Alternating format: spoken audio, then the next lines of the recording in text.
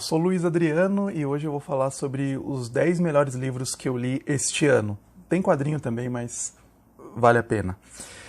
Bom, esse ano foi um ano que eu li 118 livros, eu li 16 quadrinhos, eu estou retomando ler alguns quadrinhos, claro que eu tenho sido mais exigente na escolha desses quadrinhos, mas vou comentar até um e vou falar um pouquinho mais. Bati minha média estou mantendo minha média de leitura, aí cheguei a 1.800 livros lidos na vida. Então vou comentar alguns livros aí que eu gostei, que me impactou, alguns que eu já fiz numa releitura, né? E o primeiro deles é Personal Knowledge, ou Conhecimento Pessoal, né, do Michael Polanyi. Ele é um filósofo da ciência, um autor que eu tenho gostado muito de ler, tenho lido algumas coisas dele, faz parte da minha pesquisa, inclusive, né, então eu vou comentar, inclusive, alguns livros que estão relacionados até à minha pesquisa, mas é um livro que todo mundo pode ler, quem é interessado nessa discussão de filosofia, da ciência, né, eu tenho usado ele também para filosofia da tecnologia, é um autor bem interessante, que devia ser mais conhecido no Brasil, infelizmente ele é pouquíssimo conhecido, né, poucas pessoas conhecem, e esse livro, Personal Knowledge, ele é a obra magna dele, onde ele resume todas as suas ideias, amplifica algumas, e realmente é impressionante.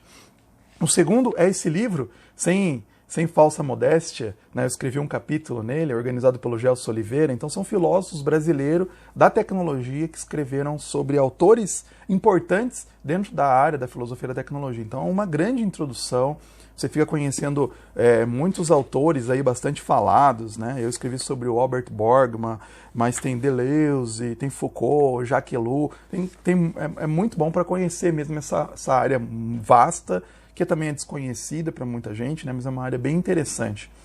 Depois, tem aí ainda dentro da área de filosofia da tecnologia, um livro que eu li no tablet, que é do Harry Collins, Artificial Intelligence. Seria alguma coisa como inteligência artificcional, né? Onde ele vai dizer que, até trabalhando com as ideias do Michael Polanyi, ele vai apontar algumas ideias que, como a inteligência artificial nunca vai ultrapassar a inteligência humana, porque tem alguns elementos ali que é muito do ser humano, né? Questão de contexto, da linguística, da fala mesmo, né? Que são algumas barreiras, convivialidade. É muito interessante o livro, né? Porque ele vai colocando... também um esforço de filosofia da ciência, né? Além de filosofia da tecnologia, de falar como funciona a ciência. É um livro que eu gostei muito de ler, eu já li outros livros do Harry Collins, ele é um dos seguidores do Michael Polanyi, né, atualiza o pensamento do Michael Polanyi, e ele é muito interessante. A gente até tem livros em português traduzidos que vale muito a pena ler ele. Eu gosto bastante desse autor, né? Inclusive esse ano eu escrevi sobre inteligência artificial, sobre algoritmos, e esse livro me ajudou muito. Inclusive um outro livro que ajudou bastante nessa questão de algoritmos, de internet, capitalismo de plataforma, né, que foi uma coisa que eu pensei bastante hoje, foi esse aqui, A Era do Capitalismo de Vigilância, da Shoshana Zuboff. É um livro, sim, né? É grande o livro, marquei bastante, fiquei bastante empolgado, fiz as minhas anotações no final, né? Meu índice analítico aqui, né? No final. Porque, assim, é um livro que cobre uma vasta área, né? Sobre essa questão do capitalismo de vigilância, como ela chama. É um livro que tem algumas pessoas até que falaram que ele é comprido demais, né? Mas não, eu achei excelente. Até gravei um vídeo aqui no canal mesmo, tem um vídeo que eu fiz uma resenha sobre ele, é um livro que eu estou voltando bastante nele, inclusive, que é muito bom. Ela escreve super bem, é bem gostoso de ler. Acho que quem se interessa por essa temática de internet, de algoritmos, acho que vale bem a pena ler, porque vai tirar bastante proveito. É bem escrito, bem gostoso de ler. Outro autor, eu li 18 livros desse autor. O Byung-Chul Han, tá bem na moda, né? Inclusive eu vou escrever um capítulo de livro para um segundo volume de filosofia da tecnologia, organizado pelo mesmo autor, né, o Gelson de Oliveira, onde a gente vai trazer novos autores da filosofia da tecnologia. E o Byung-Chul Han, apesar dele não ser, né, um filósofo da tecnologia, ainda assim ele tem várias ideias, né, para essa área. Então eu escolhi esse livro, né, eu li todos os livros que tem em português, e mais uns 2, se não me engano, em inglês, né? Eu li 18 livros dele esse ano, e esse aqui foi o que eu mais gostei, Capitalismo e Impulso de Morte, porque eu achei que é um dos livros mais pessoais dele, ele traz algumas coisas, por que ele passou a estudar, saiu da metalurgia que ele era, né, lá na Coreia do Norte, e foi para a área da filosofia, foi para a Alemanha estudar filosofia. É muito, muito legal essa parte assim, mais pessoal. E também traz várias ideias dele que estão presentes em outros livros bastante famosos, como o Sociedade do Cansaço, né, que deve ser muito conhecido, vocês devem conhecer. Então esse livro aqui eu gostei bastante. Eu recomendo começar pelo Sociedade do Cansaço, né, se quer entrar, né, nos textos dele, mas esse livro também seria talvez um segundo, porque traz um outro panorama e aponta outras linhas que ele pesquisa. Faltando um livro para completar da coleção da Thomas Nelson, eu reli esse livro, A Abolição do Homem, um livro que eu já li várias vezes, é um livro que é bem importante para a minha pesquisa. Eu gosto muito, toda vez que eu leio, eu tiro coisas novas. Para mim, realmente é impressionante, né, a visão do C.S. Lewis. Está faltando só dessa nova coleção, está faltando somente o Surpreendido pela Alegria. Vamos ver se a Thomas Nelson daqui a pouco não lança um novo, né? Mas só está faltando esse para eu ler essa coleção nova. Alguns eu já reli, né? Cristianismo Puro e Simples já reli, Carta de um Diabo a Seu Aprendiz eu já reli nessa coleção nova. Eu gosto bastante do Lewis, né? Então não podia faltar, inclusive, o Lewis, que não só faz parte da minha pesquisa, como é um autor que eu gosto muito de ler, né? E, inclusive, ano que vem vai fazer 20 anos que eu conheço Lewis, então é bem especial para mim, né, esse autor. Então esse livro, Abolição do Homem, né, esse ano eu reli ele, inclusive, com a visão, pensando nos algoritmos, né, como a internet, como as grandes corporações de tecnologia buscam abolir o homem, né, e tem muitos insights nesse sentido aqui nesse livro. Então, recomendo, quem não leu, vale muito a pena, né, é impressionante. Falando em impressionante, agora tem um autor que é impressionante também, a sua erudição, que é o Michael Card.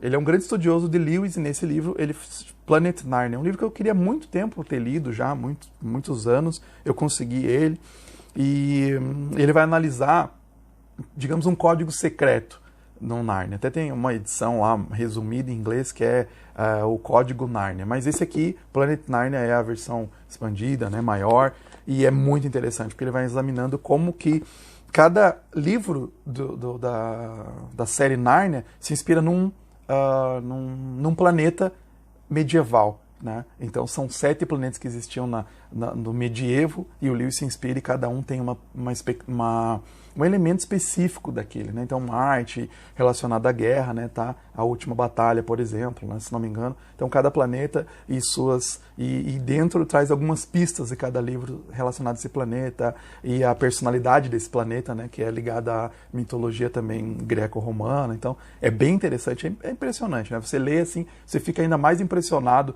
tanto com esse autor, né? Com Michael Card, como também com o próprio C.S. Lewis, né? A maneira impressionante como ele construiu Nárnia.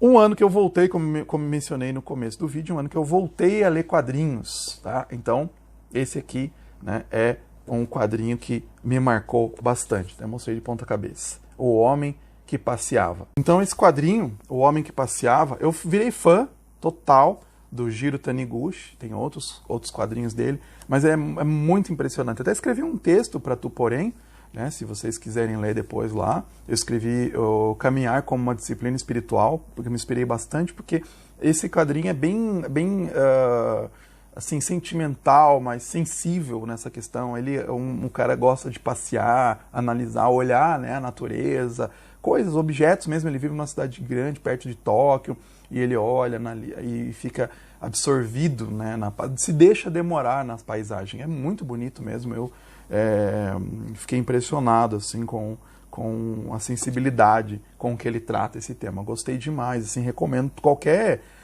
livro do Taniguchi, qualquer quadrinho dele, mangá é impressionante. No final tem até uma entrevista, ele falando sobre, né, essa questão, como ele mesmo gosta de passear e tal, né? Então eu li outros quadrinhos nessa mesma pegada assim de quadrinho mais reflexivo, né, que é o do Chaboté, ou Um Pedaço de Madeira e Aço, ou Um Pedaço de Aço e Madeira.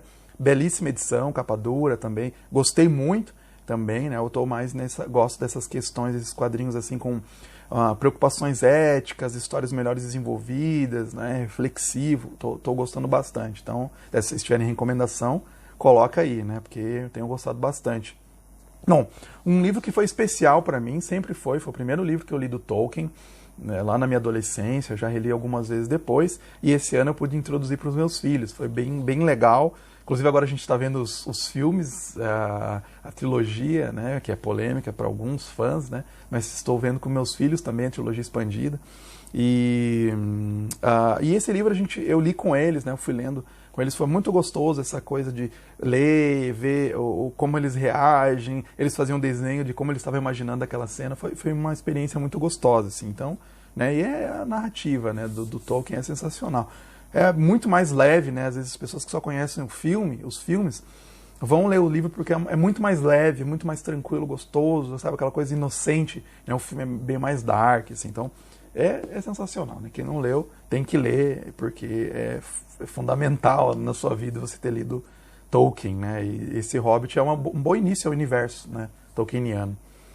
E por último, eu também sou muito fã de livros de biografia, inclusive minha tese de doutorado foi uma biografia, eu gosto muito disso, de ler, eu continuo sempre lendo biografia, e esse ano eu comecei a me interessar mais por arte, né? Minha esposa me incentiva bastante, ela estuda arte, pesquisa arte e sempre me leva a conhecer sobre arte. Comecei a ler, li inclusive sobre arte moderna, que eu sempre não gostava, e comecei a ver umas coisas interessantes que eu gosto. Não gosto de tudo, né? Mas tem umas coisas bem interessantes. Mas todo mundo já ouviu falar do Van Gogh, né? E eu fui ler essa biografia, que eu dei para minha esposa, inclusive eu fui ler antes que ela, me perdoa. Me perdoa, minha esposa. Mas estava me chamando essa biografia. Van Gogh, olha o tamanho do negócio, né? Eu gosto de livros compridos, eu acho que eles desenvolvem melhor, você entra com profundidade dentro da vida da pessoa, né? Eu gosto de literatura assim, Musashi, por exemplo, um dos meus livros favoritos, que é grande, meu Senhor dos Anéis, né? Eu gosto mesmo desses livros grandes que você... Não é encheção de linguiça, não, é aquela coisa de ser bem descrita, criar um mundo, você entrar, né, no personagem, ou nos personagens, né, nas personagens. O Van Gogh, então, foi isso, você entra na cabeça do Van Gogh, você entende aqui, é bem escrito, então não é cansativo, eu não achei cansativo, inclusive, apesar de ser 1000 e poucas páginas, não é nada quase 1100 páginas, não é cansativo, bem escrito, e você entra mesmo... as apreensões, os problemas, né? Ele tinha problemas psicológicos, tinha dificuldades, né? Num tempo no século ali 19, né? Que comecinho do século 19, que não tinha tão forte essa questão, né, psicológica, então é muito complicado, assim, né? Ele enfrentou bastante complicações na vida dele, mas assim, ele nasce ali, né, segunda metade do século XIX, então tem algumas questões da vida, como questões industriais, né, que ele desenha. Então ele é um grande observador, né, e ele não se vendeu, digamos assim, né, porque muitas pessoas falam, pinta desse jeito que as pessoas vão gostar. Ele não pintava do jeito que ele queria, né, então na época não fez... É interessante porque na época ele não tem esse sucesso estrondoso como ele tem hoje. Ele não ficou muito conhecido em vida, mas depois, né, o irmão dele, né, o Theo, que vendia, que era um negociante de artes, tentava vender as obras dele, não conseguia, mas depois realmente as pessoas começaram a ver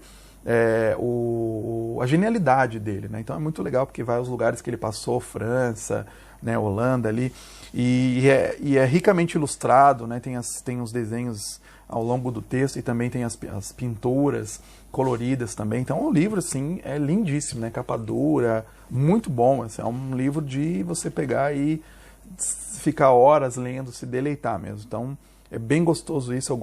Tenho gostado muito de ler sobre arte. E alguns livros, assim, né, muito bem escritos sobre arte também. Vocês podem deixar recomendações de outros livros aí, mas esse me cativou bastante. Então esse completa aí os 10 livros meus favoritos do ano.